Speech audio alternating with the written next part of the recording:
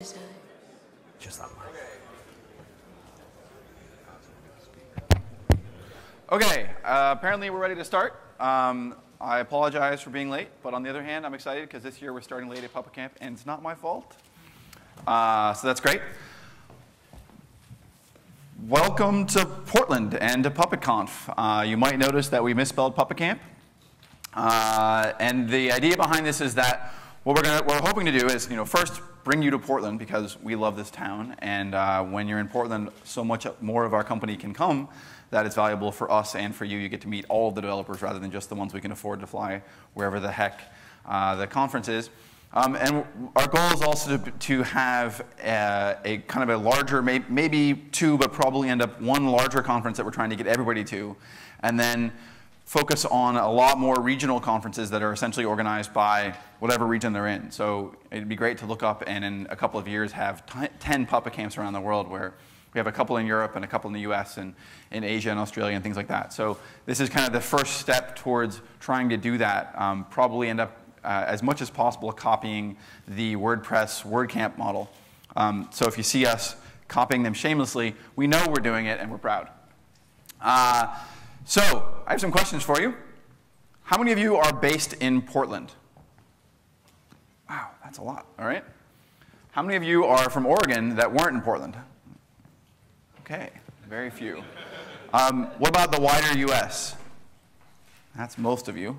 What about Europe? Impressive. And then how many came from outside of any of those places? Is there anybody? One, all right. That's great. So I want to have some attempt to figure out how long you've been a Puppet user, and I don't think Dean Wilson is here because he would win all of these, obviously. The first version of Puppet he used, I believe, was 0.11, and for the record, the first release ever was 0.9. So that's a pretty, that's very early on. Everybody raise your hand if you've been using Puppet. If you're using Puppet right now. Okay, now, what about if you've been using it for more than a year? Keep your hand up. We're going to drop hands over time. 2 years? 3 years? 4? 5? There's one up in the back there. 6? All right, I know you're lying if it's 6. So, the project, I first committed to Puppet in the summer of 2004. I believe at that time it was called Blink. And I did it then because I was going to work at BladeLogic, and I wanted to have proof that I had these ideas before I took a job at a commercial software company. Always a good idea. And then, of course, started working on it full-time in 2005. So my last question is, who is not yet using Puppet? Here in the audience is not using Puppet. OK. Well, hopefully by the end of the week, we'll have that fixed. Copying Larry Wall's idea of how the world works, State of the Onion, things are going very well. I'd like to have more graphs for you here, but it's harder to get 25 graphs on the slide. So I think about this time last year, we had right around 100 contributors. So we're seeing 30–40% growth in a year. We had, I believe, 2,500 people on the mailing list. So again, we're seeing very strong growth there. IRC membership is amazing. The fact that we're averaging 500 people on IRC, given that most people still don't know what IRC is very impressive. And while the Forge, we haven't been able to spend as much time on the Forge, and we haven't gotten as much energy into the Forge as we'd hoped, we're still seeing very strong growth of modules on the Forge. And just the other day, I was talking to somebody, and they were saying how they had gone to the Forge and used a lot of the modules there to get started on their infrastructure, and so that was very good.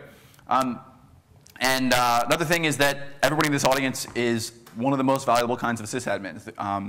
Everybody I talk to is looking for Puppet talent. Everybody I talk to is looking for, I get calls or emails almost every week saying, we're looking for a sysadmin, we're looking for a consultant, we're looking for somebody to come help me. I don't want it to quite get to the point where Rails developers were a couple years ago, but you're valuable, and hopefully your company knows it. Puppet is also a big enabler of DevOps. As most of you know, we ran a survey a couple of months ago asking you and anybody else who would listen what you thought of DevOps and what you were expecting to get out of it. And the first thing that everyone said was they were expecting to get automation of configuration management out of DevOps. But the second thing was higher quality software deployments. And the third was culture.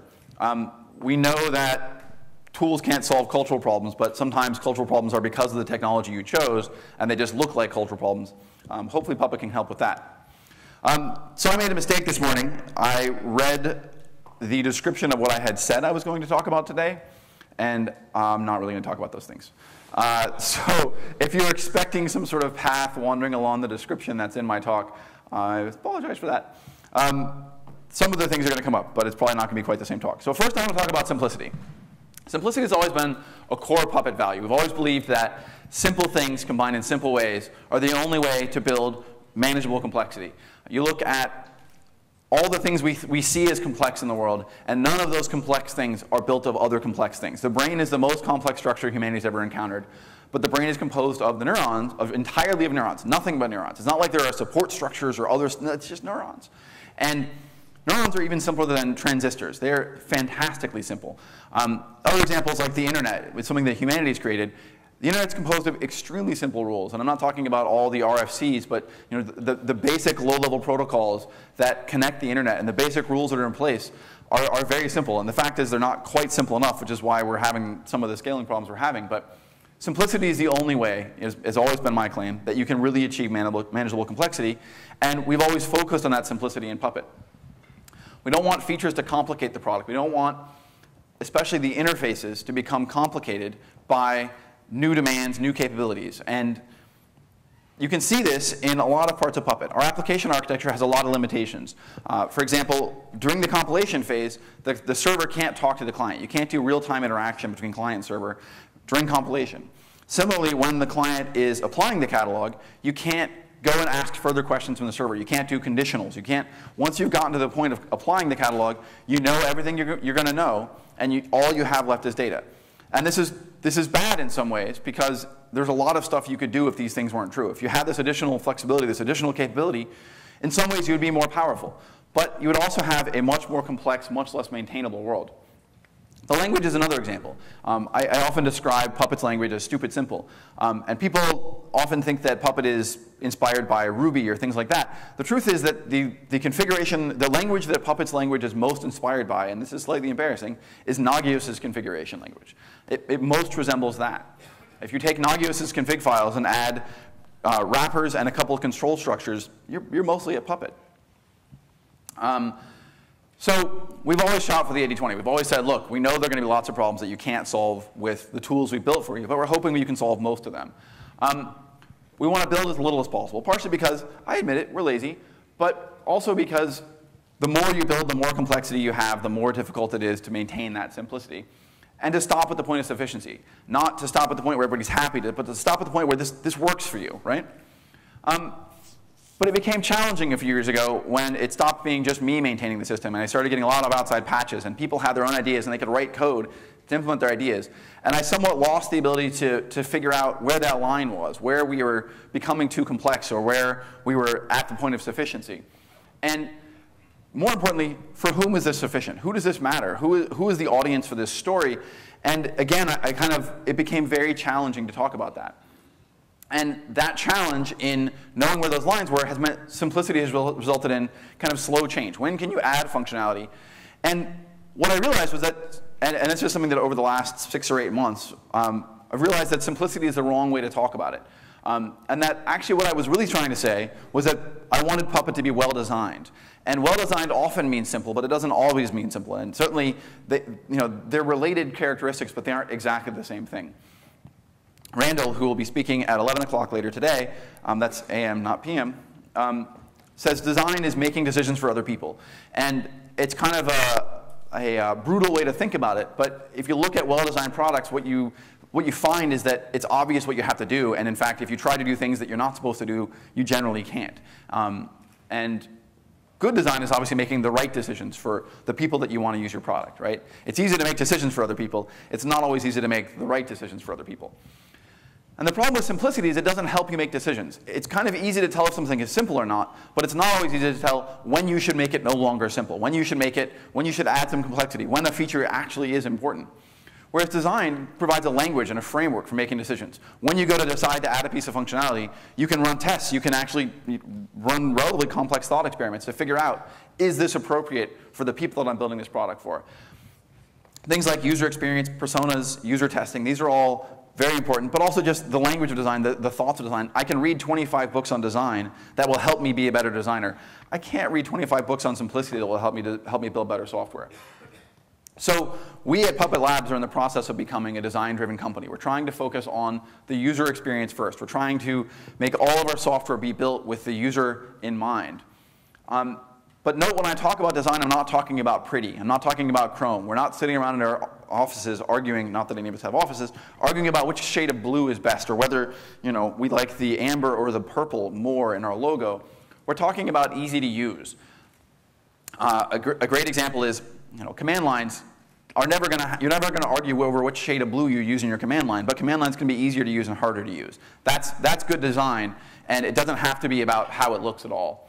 Our hope is that design will enable faster rates of change. We can see, we can much more quickly make decisions about what features we add, how we should add features, how we enable features.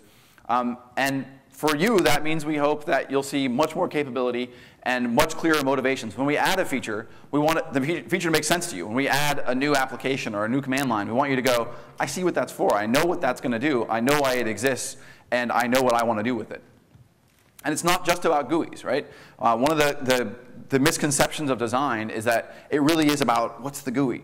But in our world, in the world of Puppet, obviously the GUI is not our major interface. The major interfaces are the command line, which we did a major update in 2.7 with faces. It's the language, which is obviously a very critical interface.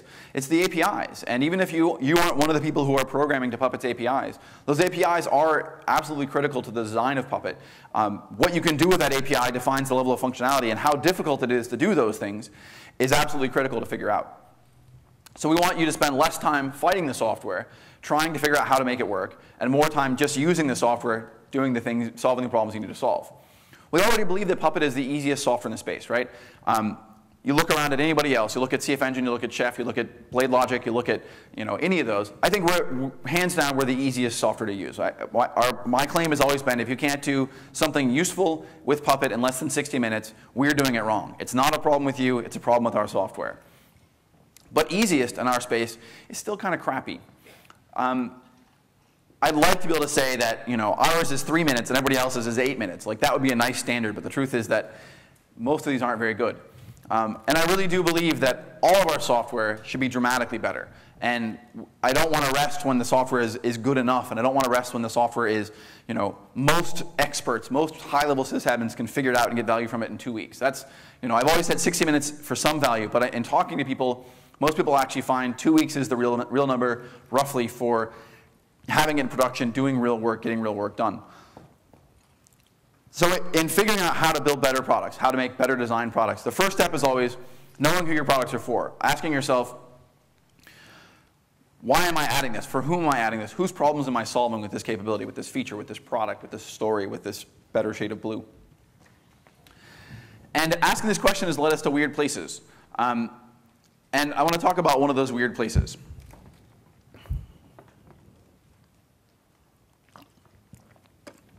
I want to talk about orthodoxies and heresies.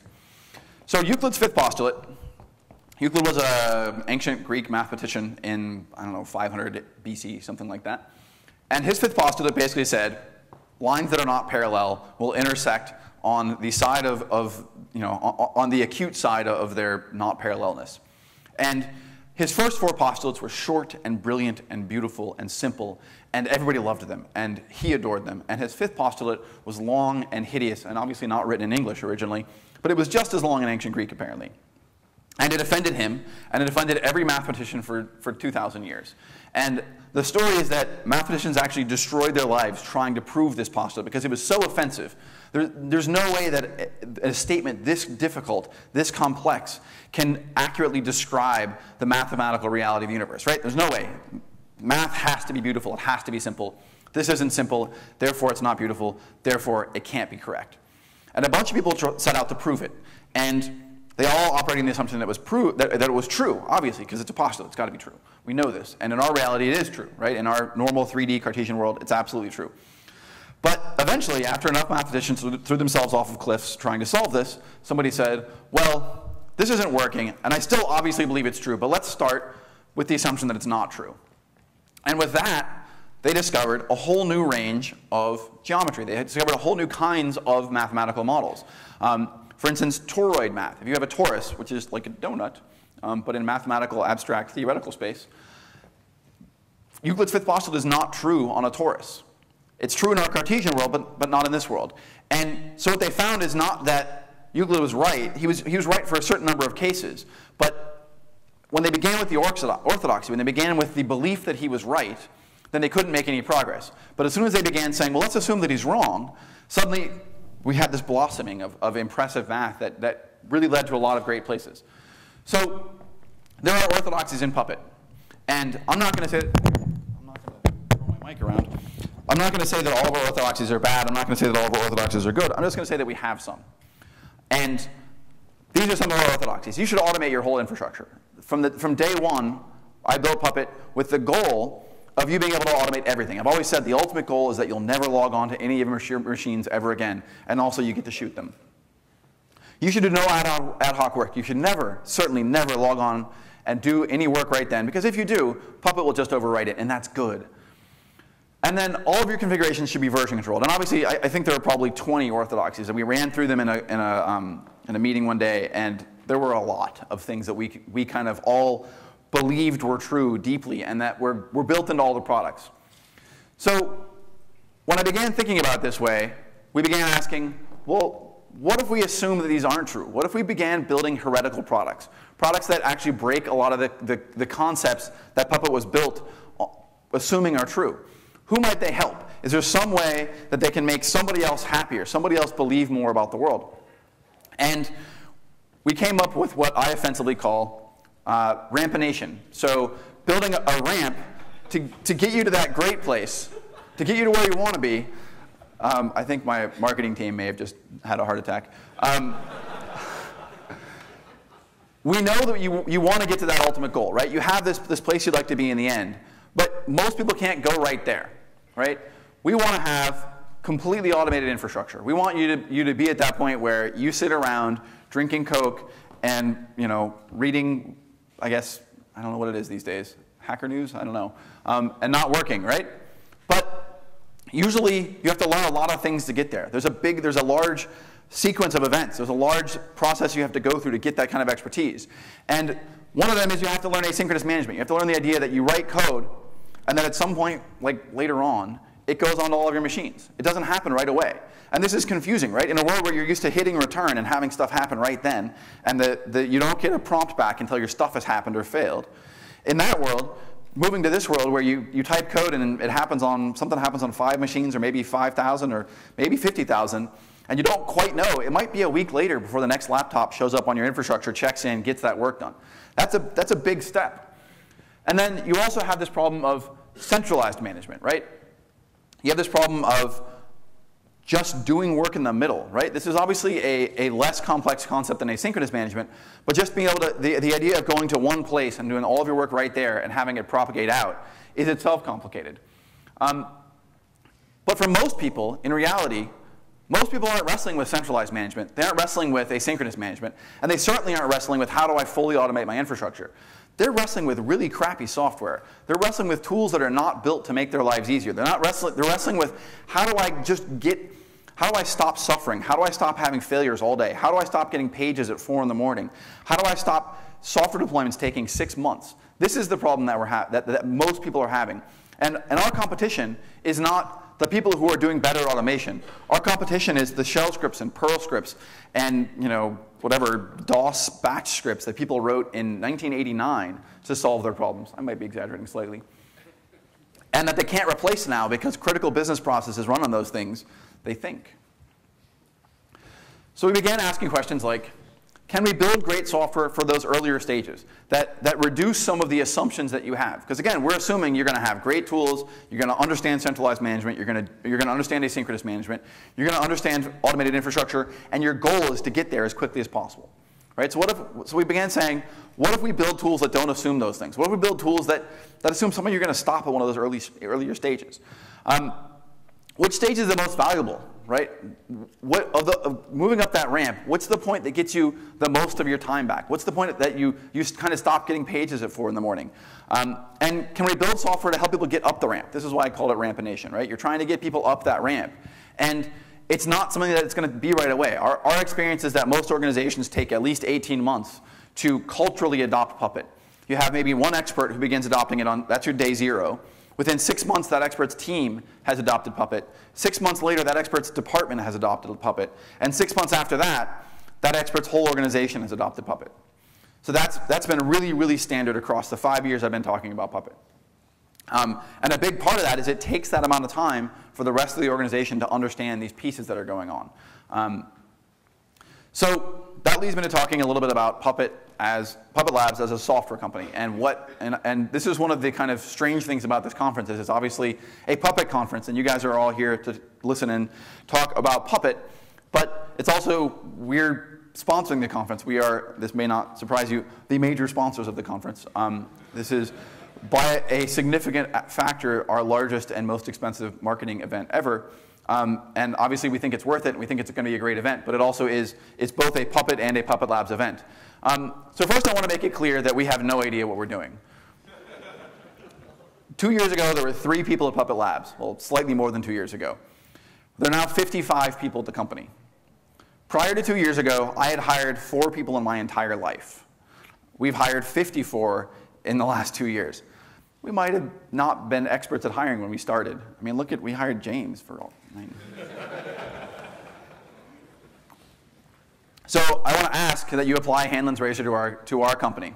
Sometimes it's going to look like we're being evil. Sometimes it's going to look, you're going to wake up in the morning and you're going to go, Luke decided to destroy my life. And what I would ask is that you instead believe that I'm stupid, instead that I'm evil. That's all that I ask. So we want to know who our users are. We want to know who we're building software, and we kind of have to know who we're building software for before we build the software. At least that's the theory we're operating on right now. Are we building software for experts, for who I kind of think of as the 5,000 best sysadmins out there, the people who already believe in fully automated infrastructure and are just looking for the optimum tool to help them adopt it? Or are we building for the mainstream? Or are we building for people who don't know that they actually have operational problems, who don't know that they have tool problems, but they just want this stuff to go away because they have a different job that they need to get back to? Can we accomplish our goals while building software for a much larger, much wider range of people? Do we have to focus primarily on those experts, or can we do what we want to do while focusing on a lot larger group of people? And kind of more importantly, can we accomplish our goals without building software for almost everyone? And obviously when I say everyone, I'm exaggerating a little bit. We're never going to build software for people who don't have computers, for instance.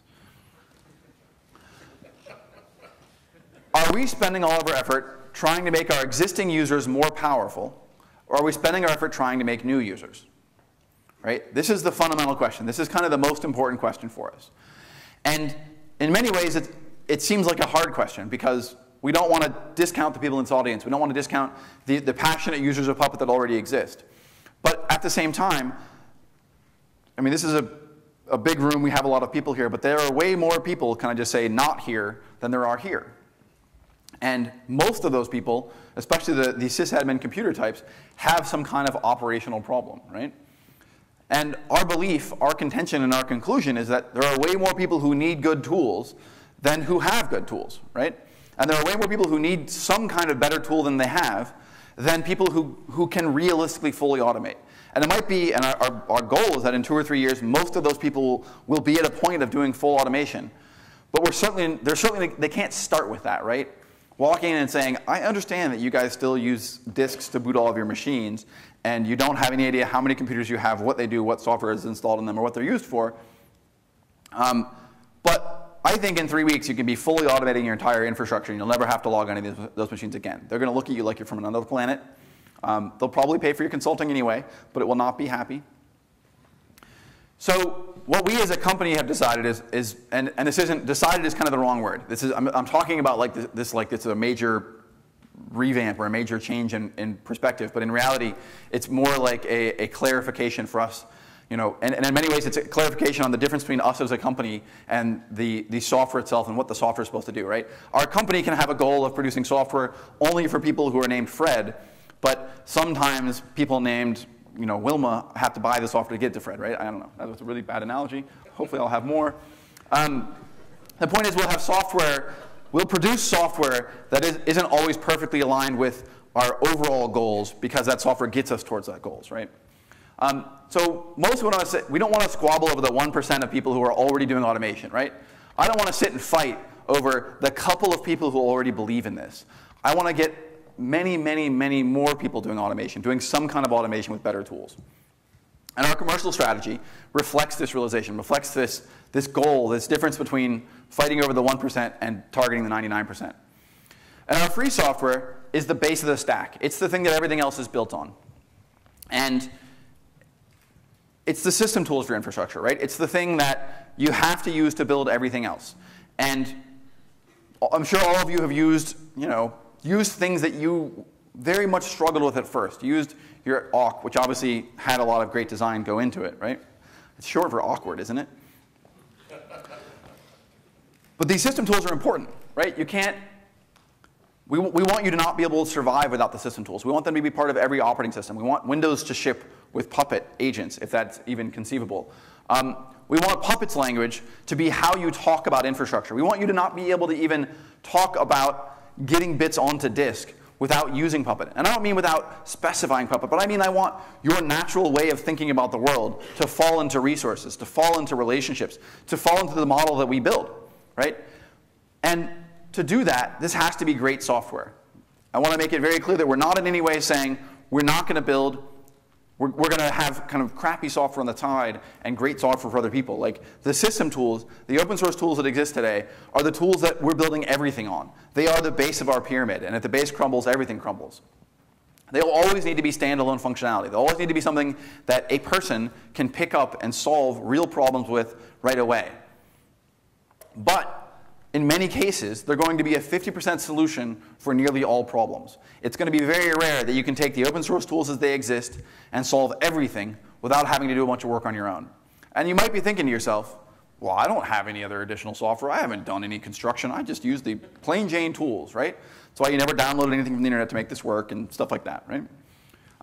The user in most cases with Puppet today, and we expect in most cases in the future, will have to construct a solution if you're relying entirely on open source tools.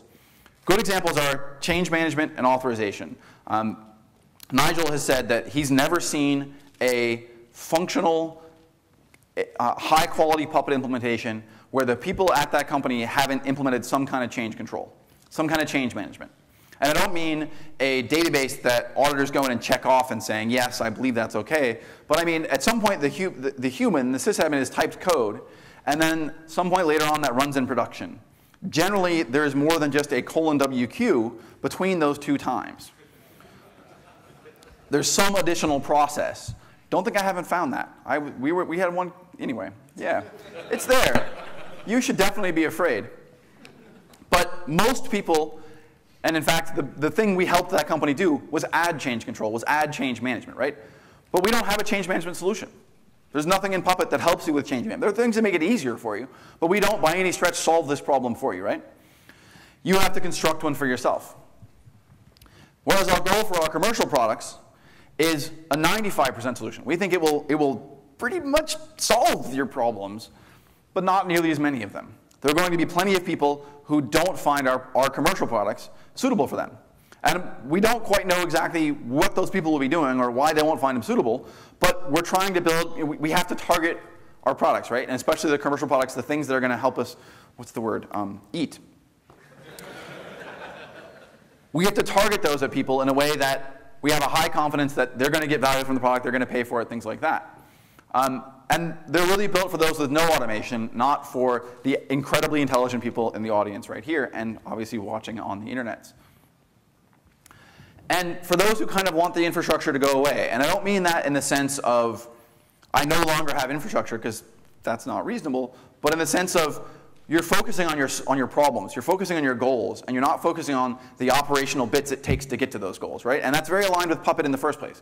look at Puppet and we say, we don't want you to know how RPM works. We don't want you to know how LaunchD works. Really, seriously, we don't want you to know how LaunchD works. We want you to focus on things like, I want a service running, I want a package installed. And this just kind of pushes it further up the stack. And most importantly, we want more sysadmins, right? It's really almost comical. Every time I talk to, except for our salespeople, of course, every time I talk to a salesperson or an executive about Puppet and what it can do, they go, great, so you can fire sysadmins. And I say, no. If you gave most organizations a choice between the same service quality at a lower cost, that is to say, you're still having outages all the time, people can still get paged at 4 in the morning, or a higher service quality at the same cost, most organizations, obviously not all, but most, would choose the higher service quality. The problem is, you usually don't have much information beyond cost. You don't really know much else about your infrastructure. And obviously, you guys all do because you've implemented fully automated infrastructure, but most people don't. And so all they look at it, they go, wow, that's a big dollar amount. And since I can't change anything else, can we reduce that? But I think it's valuable to look back in time and to see when dramatic technology changes have resulted in personnel changes, I guess is the right way to put it. When people moved from assembly to C, or from assembly to high-level languages in general, there were not very many assembly programmers out there. I'm obviously making this number up, but I think it was around 5,000. If any of you know the apocryphal programmer Mel's story, he was a great programmer, right? And if you don't know this story, you should absolutely look it up. He knew everything about the hardware he was programming on. I'm sure he wasn't the best programmer ever, right? But he was amazing. Not many people can be that, and not many people want to be that, because not many people are that dedicated to knowing exactly where the disk read head is at all times, and exactly which bit is in which register at all times. It doesn't make any sense. I'm apparently running low on time. And when we ceased requiring people to know that kind of thing, when we ceased requiring that level of detail for everything, we went from having 5,000 programmers, who were all, don't get me wrong, very, very good, to having millions and millions of programmers. And I'm embarrassed to say that some of them do use PHP. But they're building real applications, right? And they aren't having to think about things like CPU registers. And the applications they build run on different versions of the same CPU. I know, it's crazy. But we have the same problem in operations, right? You build a solution, you build an application, you build a deployment, and then somebody goes, we're going to have to upgrade that RHEL 5 to RHEL 6. And you go, I think I need to leave. So we have a very similar kind of problem. And what we want to do is make that problem go away by essentially making you not have to deal with that level of detail. And most of you 5,000, the 5,000 in this audience, I mean, most of you 5,000, the people you support are exactly those people that I'm talking about, right? You're the one at your company who could figure out how to do fully automated infrastructure. You're the one in your city who figured out how to do this. And you're trying to bring a culture and a community and a group along with you. And you're supporting a ton of people. And we're building products for those people that you're having to support. So you can go drinking at 2, and they have to stay until 5. And our goal is that the fundamental technology, the thing this is all built on, not our goal, our statement, will nearly always be free. I don't want to say always because, I'm on stage. But my claim earlier, right? The software we're building, the open source software has to be great. It has to be standalone. And it will always be there. Our goal, it's supposed to be fundamental technology. Everything's supposed to be built on that. And our proprietary software will always be further up the stack. Right? We're not going to try to commercialize the lowest level stuff because that has to be everywhere. It has to be free to be everywhere. But we are going to build software on top of that. So that leads me to the software we're building on top of that. And my expectation is everybody in this audience who's using Puppet, and probably everybody who's not using it, could give us the 5 most important features we should build right now, or the 5 most important things we should add to Puppet, and certainly the 5 most important bugs we should fix right now. My guess is we are not building any of those. It's not that I don't trust you. We talked about getting people further up this climb, right? Getting people up this ramp. And what can we do to solve problems that get them further up that ramp? That's our question, right? And that's the tool, those are the tools that I'm here to talk about. Do you guys remember Webmin? That's mostly a joke. So the first feature in Puppet 2.0, Puppet Enterprise 2.0, which is being announced today, like right now, right here, and will be available on October 21st. And if it's not, blame Nigel. It's all those guys in the corner. It'll be their fault. The first major feature, the first major capability in 2.0 is a GUI. And this GUI is very, very simple. The goal is to allow you to discover the state of your infrastructure, figure out what does it look like right now, give you variations. So if you figure out, for instance, I want to know what this user looks like across my pool of both dev and production machines.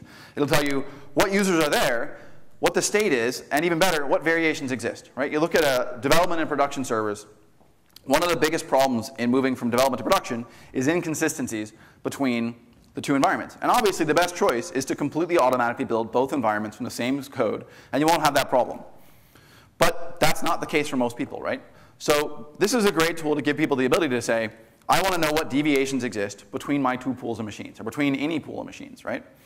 And when they find deviations, they can directly fix those deviations right then in the GUI. You can take one of those variations and say, I want to take this variation and apply it to all these machines. And this is using Puppet, right? This isn't a new tool. You recognize the resources we're talking about, right? You recognize the attribute names and things like that. This is all using technology that's been in Puppet the whole time. We're relying on mCollective for the transport, and relying on mCollective's interfaces to Puppet to do the work, and we're relying on Puppet's resource abstraction layer to actually make changes to the infrastructure. And we're getting reports back via Puppet that talk about all this stuff, right? So I'm not at all saying we've written a new application. We've written new software on top of our existing application. And some of the changes that you've seen come through Puppet are driven by the need to make those changes because we have to enable this work. So it's all very, very integrated. And the goal is to support agility, implementation agility, right? You can adopt Puppet a little bit today. I want to do just a little bit, just a little bit, because I have a problem I have to solve right now, and I'm deeply afraid. And then in 6 months you go, that was pretty awesome. I think I'm going to do a little bit more.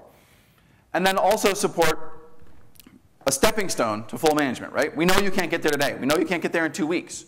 But maybe you can get there in a year. Maybe you can get there in 3 years. Right? We had our longest sales cycle ever close this last quarter, where we had somebody who I had first talked to in 2008 bought software from us.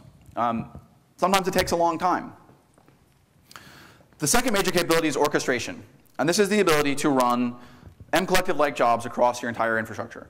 And it's essentially a very simple GUI, because I'm going to keep saying simple, a very well-designed GUI. That's what I meant. It's a very well-designed GUI, built on the mCollective model using the mCollective transport. So all the jobs, all the kinds of work that mCollective knows how to do, you can do directly from this interface across a dynamically filtered set of hosts that, I don't have screenshots for this, unfortunately, because some of these things, I told you it's going to ship in a month. Some of these things we're not quite at the screenshot level yet. But this is some of the power of mCollective, right? mCollective is fantastically powerful. mCollective is a chainsaw taped to a chainsaw spinning in the air. You can do anything with that, right? If you can just grab a hold of it.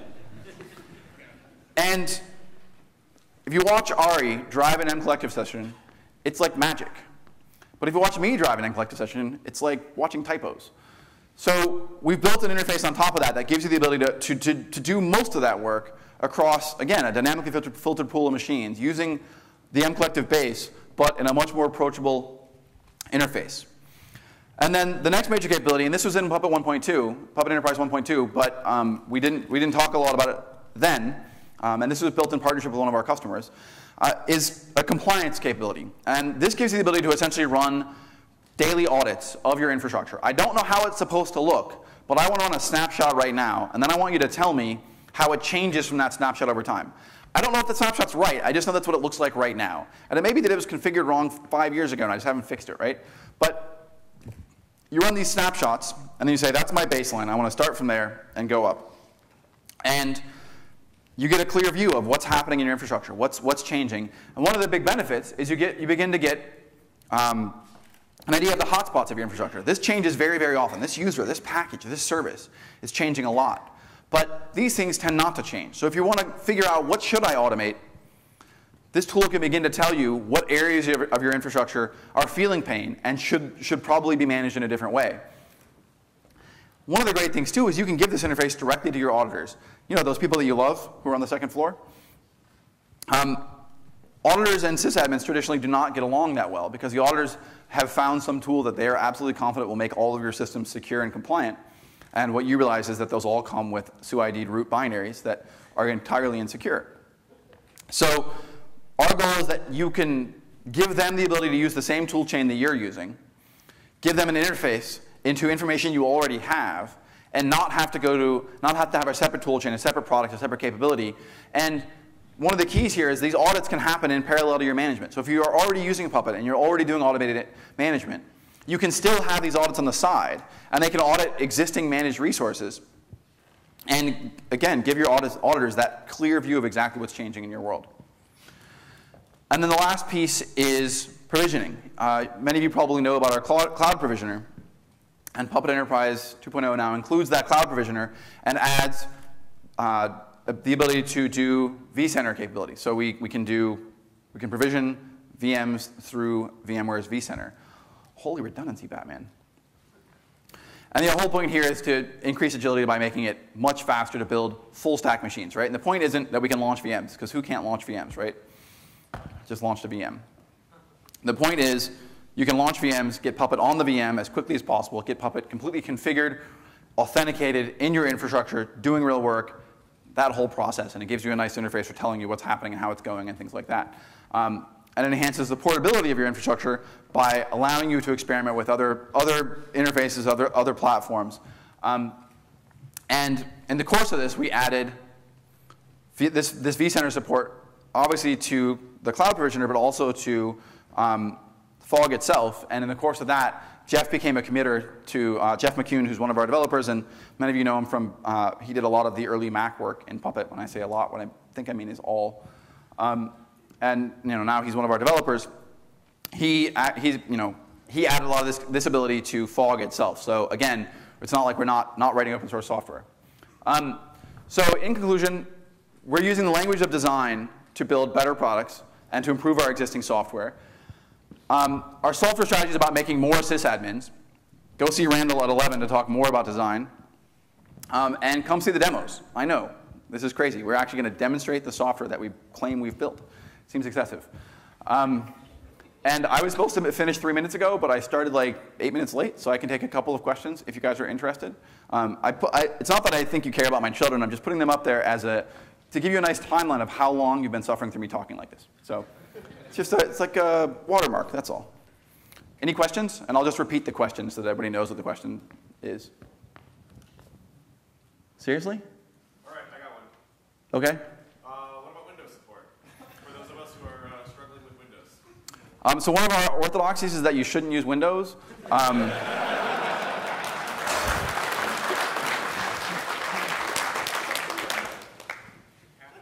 But this will include Windows support. And the quirk to that is the open source product is the Windows support is going into 2.7. That will obviously, Puppet Enterprise, the 2.0 release of PE will be based on 2.7. And that 2.7 release will include Windows.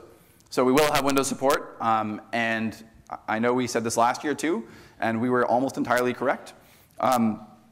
But this year we've got user management, group management, scheduler, tasks, whatever they're called.